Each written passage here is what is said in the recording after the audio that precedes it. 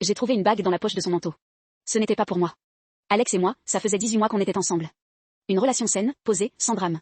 On parlait de l'avenir, de s'installer ensemble, et je sentais que notre histoire allait quelque part. Je me voyais vieillir avec lui, honnêtement. C'est pour ça que ce que j'ai trouvé m'a anéanti.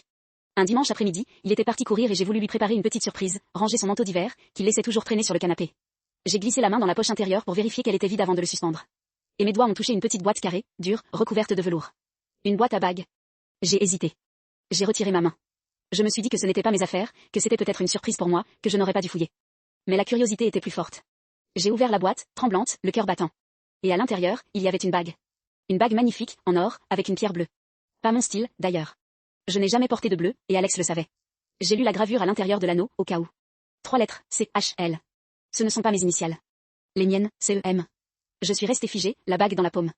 Puis je l'ai remise dans la boîte dans la poche, et j'ai suspendu le manteau comme si de rien n'était. Pendant 2 semaines, je n'ai rien dit. J'ai observé Alex, ses sorties, ses messages, ses appels. Il était le même qu'avant, attentionné, présent.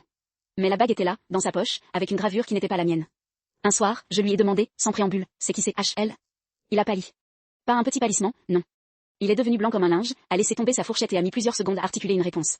C'est ma mère. C'est H.L., ce sont les initiales de ma mère, Camille Hélène Laurent. Elle est décédée il y a 2 ans.